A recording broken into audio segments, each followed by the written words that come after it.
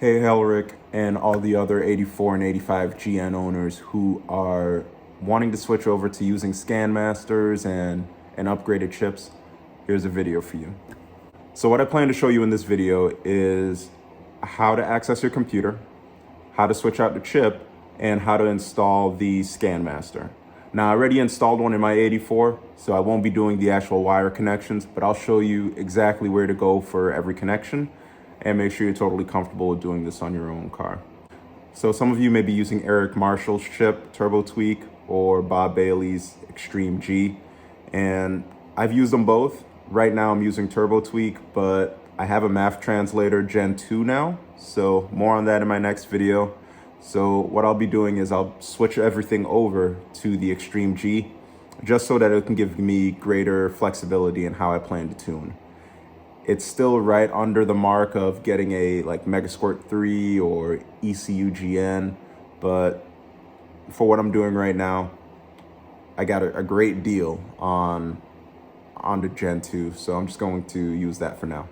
So a little bit more about what we plan to do with the Scanmaster. Scanmaster has some great features, checking knock, RPM, long-term fuel trim is in there as well, any codes. All of that is accessible and more right on the interface of the Scanmaster. So here's mine. I mount it right here on top of the AC unit, and it works well for me. It's the perfect wiring length for the used one that I bought. Other people do mount it right on top of the steering column or right on top of the instrument cluster. Personal preference. But all of the connections that you need to make is at the fuse panel and at the ALDL, which is a diagnostic connector, right where you put your right foot as the driver. So let me get over there, but before I do, I want to take you to this computer. So here's my computer. It usually sits right up in here. It's a 3-piece clamshell design that you have to remove from the side here and then dissect, and you'll have access to your computer. I keep mine out just because I'm switching chips constantly and checking connections, making sure that everything is looking good. As you can see down here, right at that white sticker, you see 2 T's. That stands for TurboTweak. So I'm using a 42-pound injector with TurboTweak's chip. This one is made for the 86 and 87, so I do have to pull a little fuel out to make it run well. But you can get one programmed to work with any setup that you have. Eric is very knowledgeable and he will do his best to help you out. So in order to access this, you need to remove it from the clamshell. And there are 2 bolts right here. They're pretty small. I believe they're 5 millimeters or maybe a 1/4 inch. I forget exactly, it's been so long. But as soon as you remove that plate, you'll have access to these 2 chips. The cal pack is over here, and you can use this when you're switching over from your 84-85 to 86-87 ECM. And you just take that out of your old one, you put it back in there, done. For the larger chip, you can't use your hot air chip in this 86-87 ECM. You just can't do it. So reach out to Eric, let him know I have a 86-87 ECM with a 84-85 vehicle, and give him a list of all of your upgrades and let him burn you a chip. I believe it's around $90 at this time, and within maybe a couple of weeks you'll have the chip. Words of wisdom to you: if you plan on doing upgrades in the near future, wait. Do not burn a chip, because you're going to burn a chip. You're going to say, okay, well, now I'm going to upgrade my turbo. Now I'm going to add alcohol injection. And then you're going to have to get another chip burned. So time this really well with the upgrades that you're planning, and pull the trigger on upgrades and the chip at the same time. That way you can get the most bang for your buck and you won't spend $100 unnecessarily. So let me take you over to the Scanmaster side of things. All right, so here's my Scanmaster. You're going to find several great features about this. You're really flying blind with the Turbo Regal just because of how old the technology is and how minimal information you're getting on the dash. So having one of these is great. not only for just having information at a glance, but you need it to be able to tweak your TurboTweak chip. So you basically scroll through it by pressing the left button, and you saw battery voltage there. Integrator is basically short-term fuel trim. Block learn is long-term trim. You got vehicle speed, MPH, coolant temp, air temp, RPM, throttle position, idle air control, cross counts, which is the oxygen sensor switching, and it's counting the tally of that. So you should see this move between 0 and 255, skipping numbers if it's working well. If it's staying still, that's when you need to be concerned. Whether you have a too rich or too lean vehicle, or an issue with your oxygen sensor circuit or sensor itself.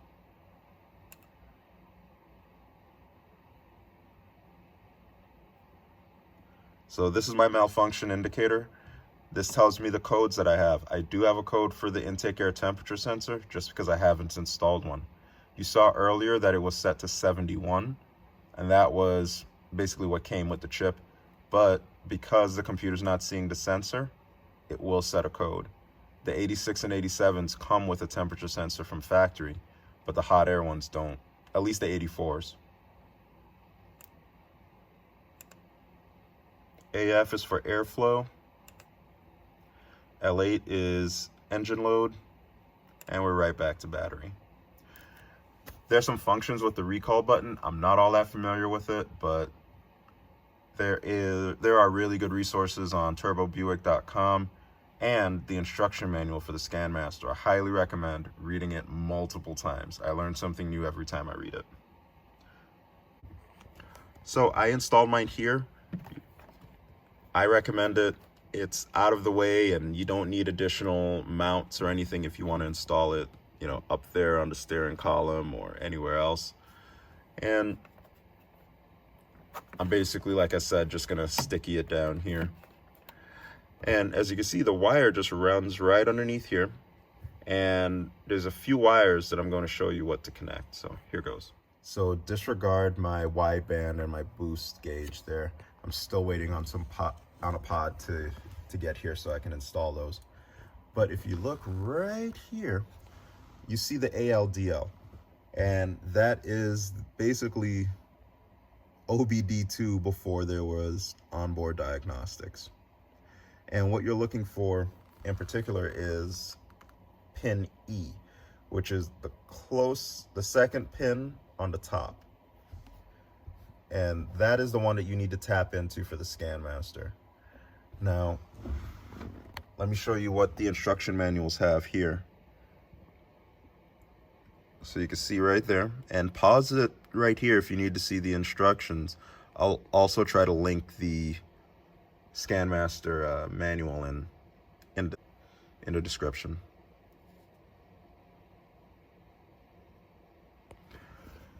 So what I did was, I had enough wire back here so I could access it and connect it.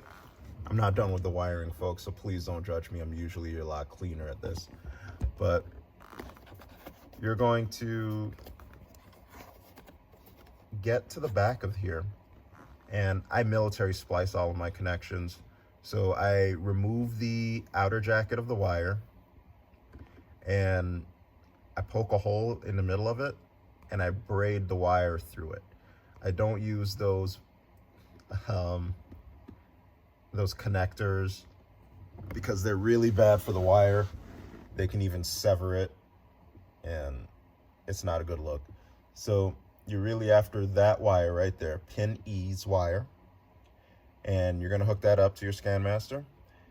And then on the other side of the foot panel, you're going to see the fuse box. So let me show you a little bit closer look at that. So I tried really hard to be able to get some video of the fuse panel, and I couldn't. It doesn't look good underneath there from a lighting perspective, and I'm not able to explain what's really going on. So I'm going to try it right here. What I have right here is like a fuse box lead. And what happens is you plug this into where one of your fuses are, and it has slots for 2 fuses. If you look real close, you'll be able to see that. One of the fuses will be for a replacement for what you removed, and then the second one will be a fuse slot for the new circuit that you create. So I use the cigarette lighter fuse. I basically pop that out and I pop this in. I put the appropriate size fuse for what I removed, which was 20 amps, and I put on a 3 amp fuse for the Scanmaster.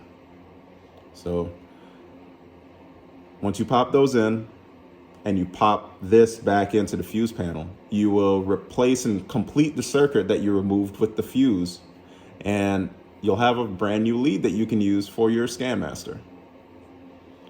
Getting current from the fuse panel, it's just going to be the nicest, cleanest way to do things. Especially from a wire tracing perspective, you don't want to have to hunt behind these panels trying to find where somebody else tied in, be it to the radio, to the AC. Like, none of that it doesn't look good. And it's not good for 30-plus-year-old wiring. If you're not going to use and create your own power distribution boxes, and you're going to rely on the existing wiring in your car, this is the best way to do it.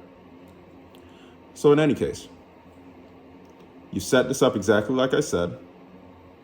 Replacement fuse for the circuit that you interrupted. New fuse for the Scanmaster. You put it back in. You take this butt connector and you put the power lead in here and you crimp it. Nice and easy. And then the ground, which is really easy, I just use self-tappers. So I use a self-tapper on the other side of the, inner structure of the car.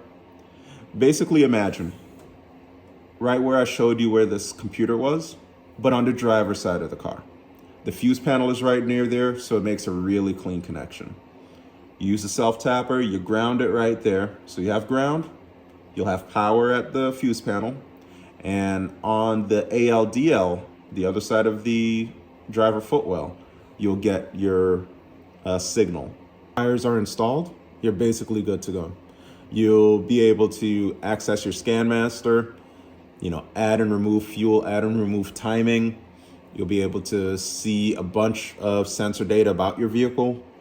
And that's as easy as it is. As far as cost goes, so the computer, I think I paid $99 at Advanced Auto. I wanted to get a lifetime warranty on my computer, and I didn't want to get a used one and have to worry about whether it's bad. I know used parts go bad at times as well, but that's what a lifetime warranty is for. So, new 86, 87 ECM, that was $100. The Scanmaster I bought used online for $180.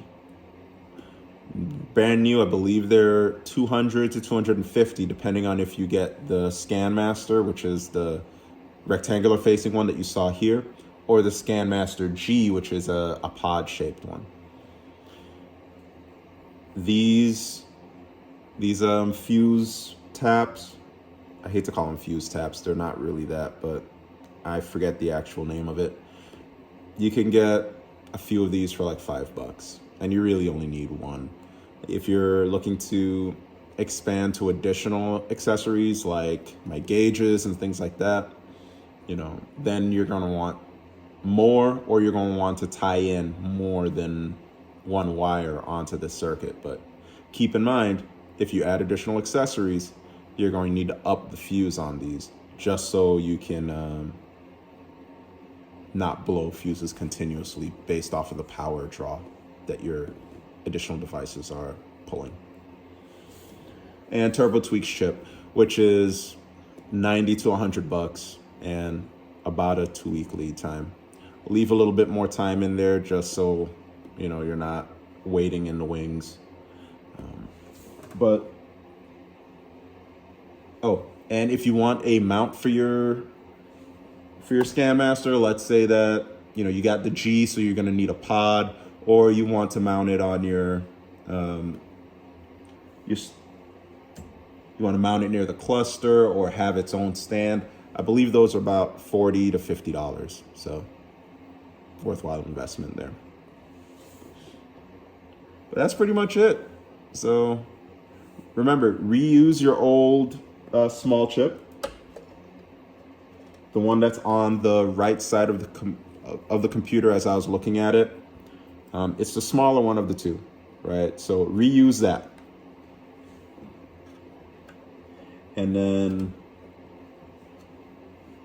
buy everything that you need. Remember, plan your upgrades accordingly. Don't throw $100 just for the chip if you're gonna upgrade to more accessories or more upgrades in the next 3 to 6 months. And then that's pretty much it.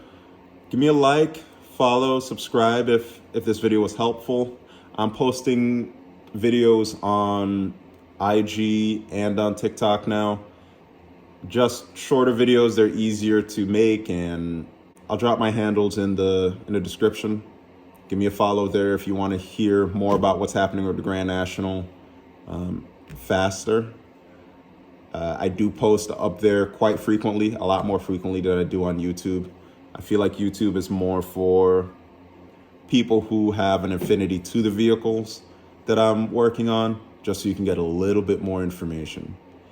Drop a comment, let me know how I'm doing. If there's anything else you'd like to see, happy to set up time and take you through it. I really feel like there's not enough love for the hot air Grand Nationals out here. I've resisted temptation to, rip out the turbo engine and throw in an LS. I'll do it if I have to, but right now I'm really enjoying getting this back up on the road exactly how it was back in the 80s. So it's been my dream car since as long as I could remember. So let me enjoy it the way it's meant to be enjoyed. And I got a new update coming out, folks. I've done a lot of work on the interior. As you can see from glimpses in the video, things are coming back together. I'm turning my attention to getting it running well. So a few more updates on that. But thanks for your time.